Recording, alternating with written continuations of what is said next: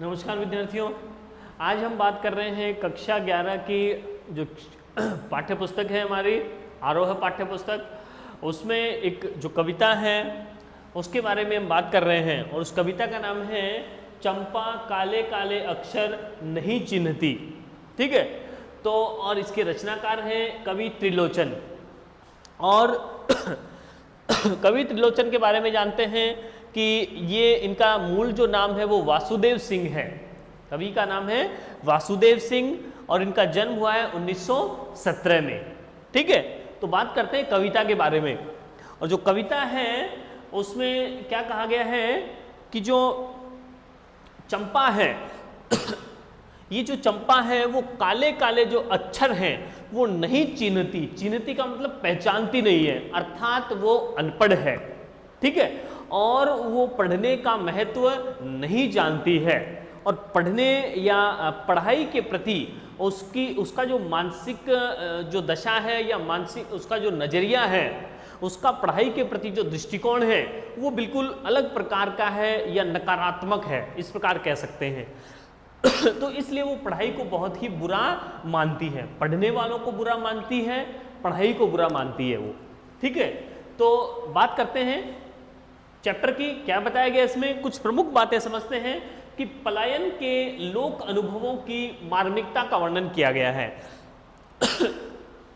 कि कहा गया है कि कुछ लोगों को जो कुछ गांव में बसे हुए हैं उन ग्रामवासियों को अपना पेट पालने के लिए, आजीविका चलाने के लिए क्या करना पड़ता है, पलायन करना पड़ता है। अपने गांव से शहर में जाना पड़ता है क्योंकि कोई रोजगार नहीं है, किसानों को ठीक प्रकार से बारिश नहीं हो रही है, तो उनका पेट भी ठीक प्रकार से नहीं भर रहा है।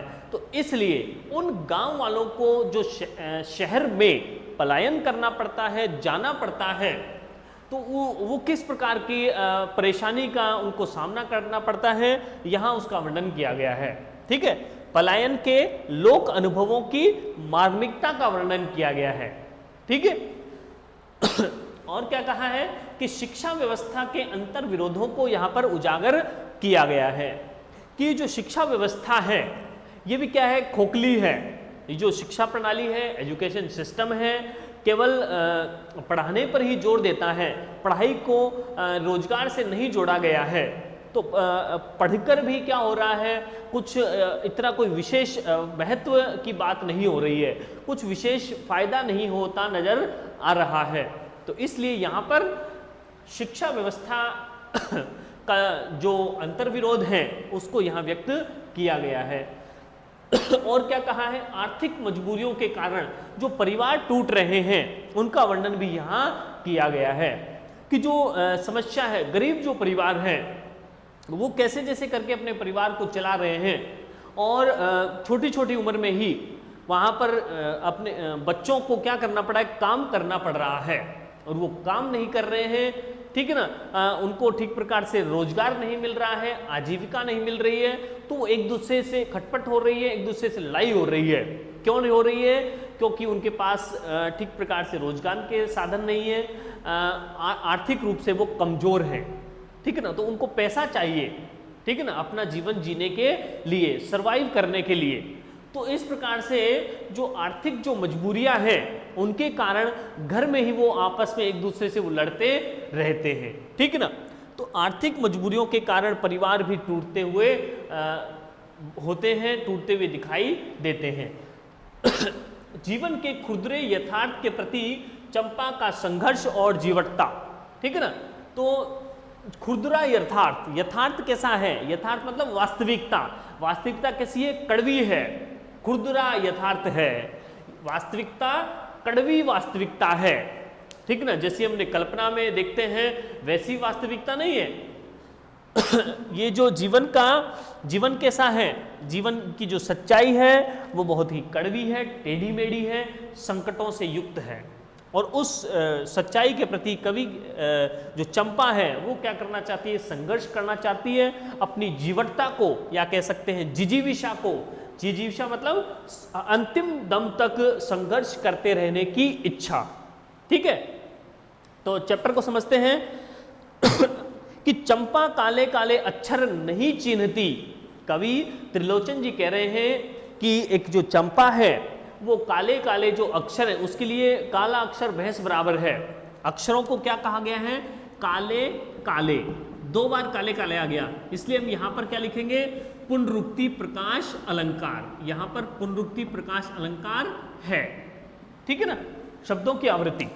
तो यहां पर काले काले अक्षरों को वो नहीं पहचानती है, जानती नहीं है कि ये क्या लिखा हुआ, यानी वो अनपढ़ है।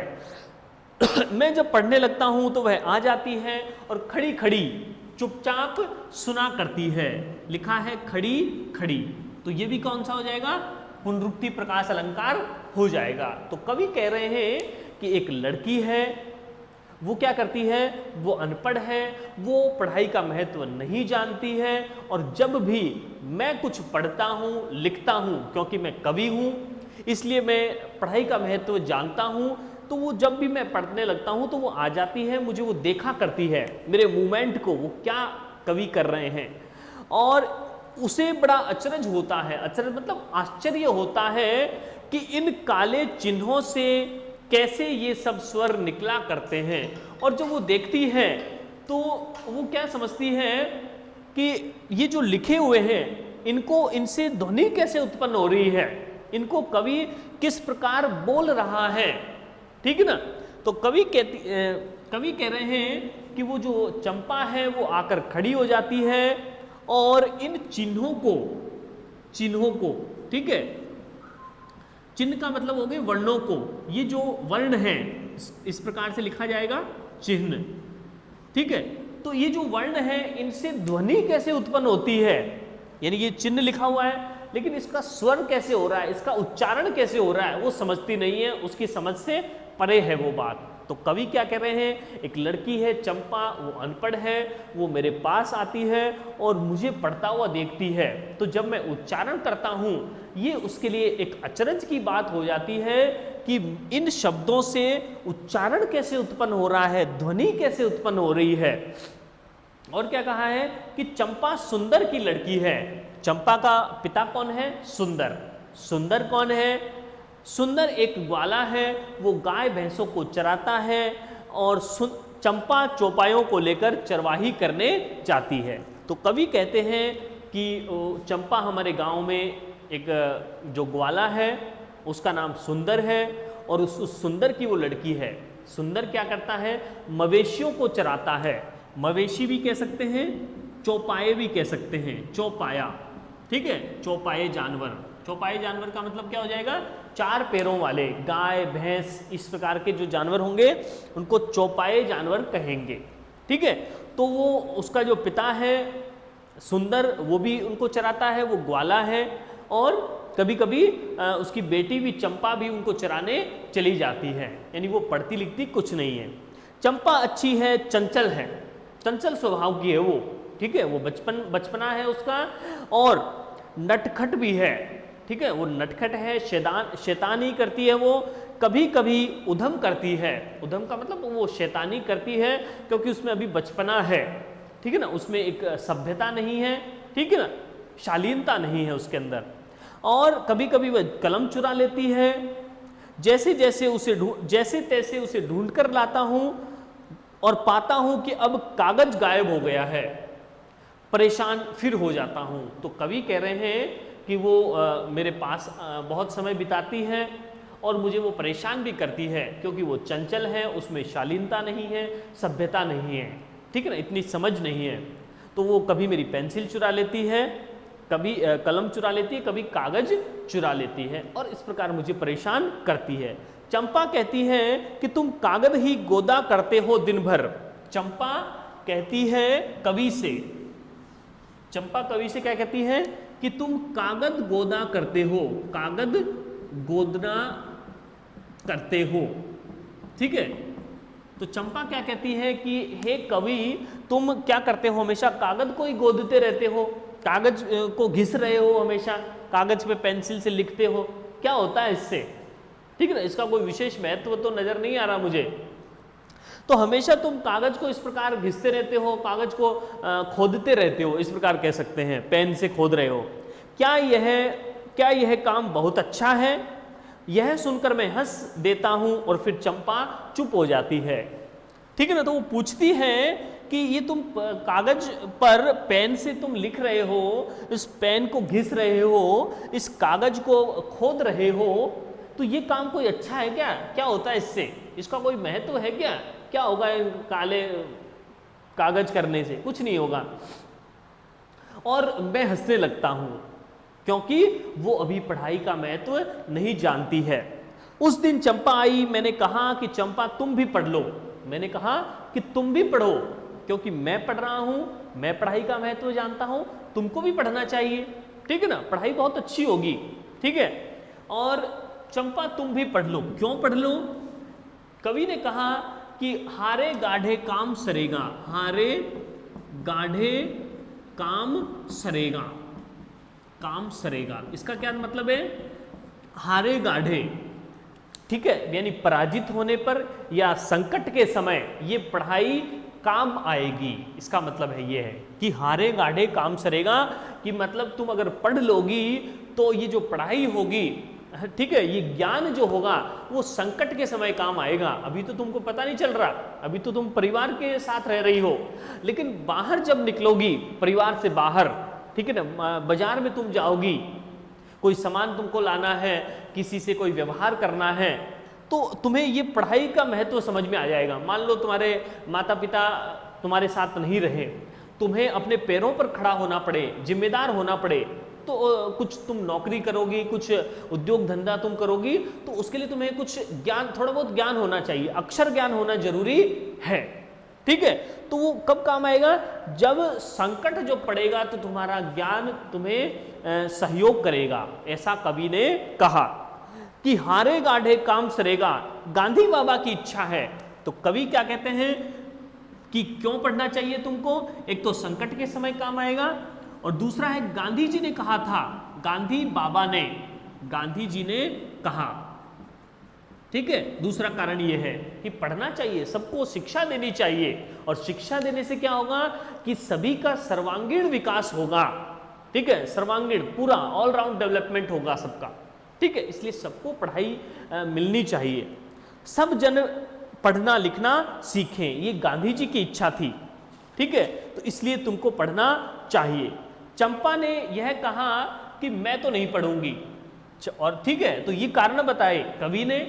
चंपा क्या कहती है कि मैं तो नहीं पढ़ूंगी, मैं तो, इसका क्या मतलब है कि मैं तो पर जोड़ दिया गया है, निपात है ये।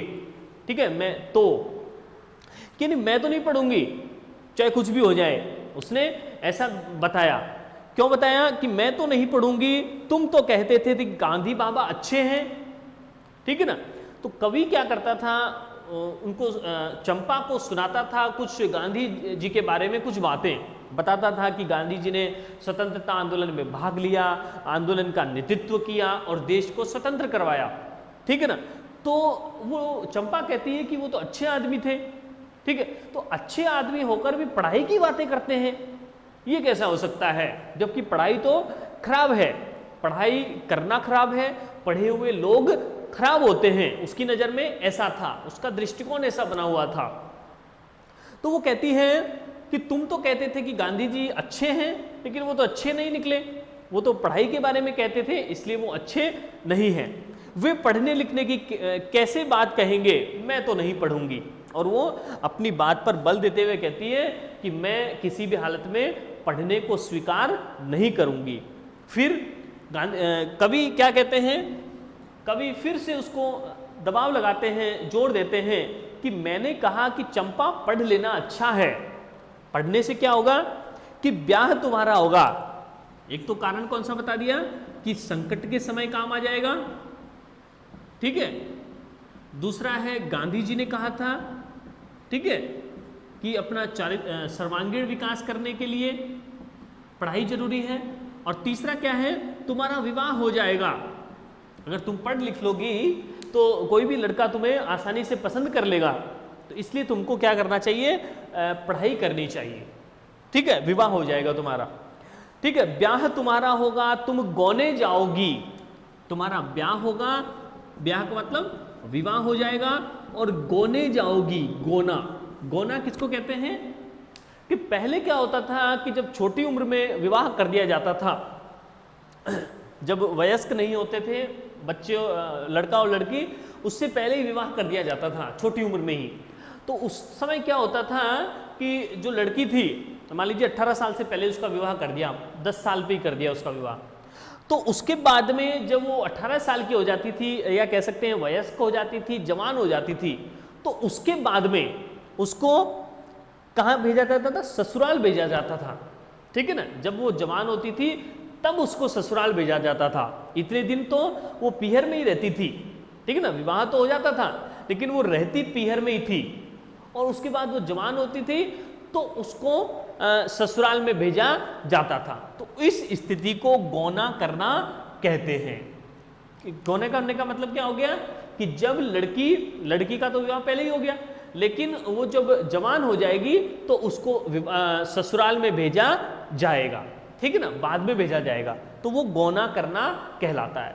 तो कवि कहते हैं कि तुम्हारा विवाह हो जाएगा, तुम्हारा गौना भी हो जाएगा, कुछ दिन बालम के साथ रहकर, बालम संग साथ रहकर चला जाएगा जब कलकत्ता, और तुम अपने बालम के साथ, अपने पति के साथ कुछ दिन रहोगी, ठीक है, कुछ समय बिता लोगी, और फिर कुछ दिनों बाद वो तुम्हारा जो पति है वो कलकत्ता चला जाएगा। कलकत्ता, तो कलकत्ता क्यों कहा है, किसी और शहर का नाम क्यों नहीं है?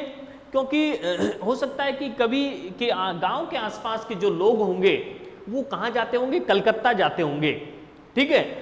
इसका मतलब क्या है? शहर की ओर पलायन करते होंगे। इसका मतलब खाली कलकत्ता से नहीं है, किसी भी शहर में हो सकता है, ठीक है ना। तो उस समय की बात है, वहाँ यहाँ वर्णन किया गया है कि जो गांव के लोग हैं उनको शहर में जाना पड़ता था काम के लिए, रोजगार के लिए, क्योंकि गांव में किसी प्रकार के कोई साधन या संसाधन नहीं थे, ठीक है ना। तो उनको शहर में जाना पड़ता था। तो किस प्रकार की उनको समस्याओं का सामना करना पड़ता था वो यहाँ वर्णन किया गया है। तो यहाँ पर क्या कहा है कि जब वो कलकत्ता चले जाएंगे तुम्हारे पति, तुम्हारा विवाह हो जाएगा, तुम्हारा गौना हो जाएगा, कुछ दिन पति तुम्हारे साथ रहेगा और फिर कलकत्ता चला जाएगा, यानी कमाने चला जाएगा, ऐसा कह सकते हैं। कि बड़ी दूर है वह कलकत्ता, कैसे उसे संदेशा दोगी। तो कलकत्ता जब वो जाएगा तो तुम उसे संदेश देने के लिए और कैसे उसके पत्र पढ़ोगी, उसके संदेश लेने के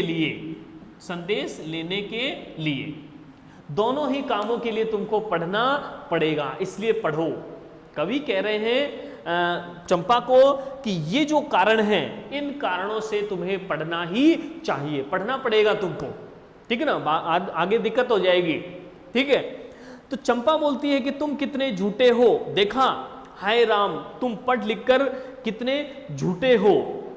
तो कवि चंपा की दृष्टिकोण में पढ़ाई वो बहुत बुरी है, पढ़ने वाले बुरे हैं।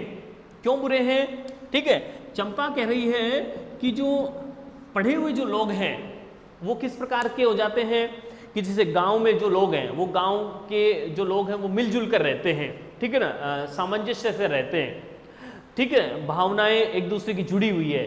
गांव के सभी जो लोग होंगे वो परिवार की तरह रहेंगे। लेकिन मान लो कोई एक परिवार का कोई एक सदस्य शहर में चला गया, तो वो शहर से जब वो वापस आएगा गांव में तो उसका बिहेवियर चेंज हो जाएगा, वो अप टू डेट रहेगा, उसका लिविंग जो स्टाइल है उसका चेंज हो जाएगा, लाइफस्टाइल उसका चेंज हो जाएगा, उसकी बोली चेंज हो जाएगी, उसमें अहंकार आ जाएगा, एक प्रकार से अलग ही। उसको कहने का मतलब है कि उसको शहर की हवा लग जाएगी, ठीक है ना। तो कवि चंपा की नज़र में क्या है कि जो भी शहर चला जाता है उसको शहर की हवा लग जाती है, अर्थात उसकी जो धारणा है संकीर्ण विचारधारा हो जाती है उसकी, ठीक है ना। और वो क्या करता है, औपचारिकताएं निभाता है। उसकी जो भी शहर में रहता है उसकी छोटी सोच रहेगी, संकीर्ण विचारधारा रहेगी, पहली बात तो। और वो क्या करेगा, उसमें दूसरे के प्रति एक प्रेम भावना नहीं रहेगी, सहयोग का अभाव रहेगा उसके अंदर, सहयोग का अभाव, ठीक है ना। तो ये जो पढ़ लेने की जो बात है, ये चंपा क्या मानती है, ये बहुत बुरी है। पढ़ना भी बुरा है और पढ़ने वाले भी बुरे हैं। ठीक है, मैं तो ब्याह कभी नहीं करूंगी, और कहीं जो ब्याह हो गया तो मैं अपने बालम को संग साथ रहूंगी, कलकत्ता में कभी नहीं जाने दूंगी, और कलकत्ता पर बजर गिरे, कलकत्ता पर बजर गिरे। क्या कहा है चंपा ने, क्या कहा है कि कलकत्ता पर बजर गिरे। बजर का मतलब है वज्र, यानी उस कलकत्ता पर, उस शहर पर, शहरों पर क्या हो जाना चाहिए, वज्र का प्रहार हो जाना चाहिए। या कह सकते हैं कि उन पर कोई आफत आ जाए, शहरों पर बड़ी सी आफत आ जाए। ठीक है ना, शहर पर बड़ी आफत आ जाए या शहर पर बहुत भयंकर प्रहार हो जाना चाहिए। ठीक है ना, तो ये क्योंकि शहर मुझे बहुत ही बुरे लगते हैं। क्यों बुरे लगते हैं, क्योंकि वहाँ गांव से शहर जाना बहुत ही बुरा है। गांव से शहर में जाने का, या कह सकते हैं कि पलायन करने का ये जो दर्द है, वो चंपा भी अच्छी तरह से समझती है कि दूर रहने का जो दर्द है। ठीक है ना, तो यहां पर क्या बताया गया है, पलायन की जो पीड़ा है, पलायन का मतलब है गांव से शहर में जाना। क्यों जाना, अपनी रोजी रोटी के लिए। गांव में कुछ सुविधाएं नहीं है, इसलिए लोगों को शहर में जाना पड़ता है। और शहर में जाकर क्या हो जाते हैं, वो लोगों की धारणाएं चेंज हो जाती है, परिवर्तित हो जाती है, और वो कुछ थोड़ा बहुत एक दो अक्षर पढ़ लेते हैं, तो फिर वो बाकी सामान्य लोगों से एक अलग प्रकार का बिहेवियर वो करने लग जाते हैं। ठीक है ना, तो इस प्रकार से कवि ने कहा, चंपा क्या कहना चाहती है कि वो पढ़ाई को महत्व नहीं देना चाहती है। पढ़ाई के प्रति और पढ़ने वालों के प्रति उसका जो दृष्टिकोण है वो अलग प्रकार का है। ठीक है ना, वो समझती है कि जो ये पढ़ने वाले हैं ये औपचारिकता करने वाले हैं, दिखावा करने वाले ये लोग होते हैं। ठीक है ना, तो इस प्रकार से इस चैप्टर में हमने क्या समझा कि वो चंपा जो है वो अनपढ़ है और पलायन की पीड़ा को वो समझती है, और जीवन के खुरदरे यथार्थ के प्रति चंपा का संघर्ष है। खुरदरा यथार्थ क्या है, वास्तविकता क्या है कि जो भी गांव के लोग हैं उनको शहर में जाना ही पड़ेगा, कमाना तो पड़ेगा, पेट भरना ही पड़ेगा। ठीक है ना, तो इस सच्चाई के प्रति वो क्या है, चंपा संघर्ष कर रही है, अपनी जीवटता या जीजीविषा अपनी दिखा रही है। ठीक है, या संघर्ष वो कर रही है। धन्यवाद।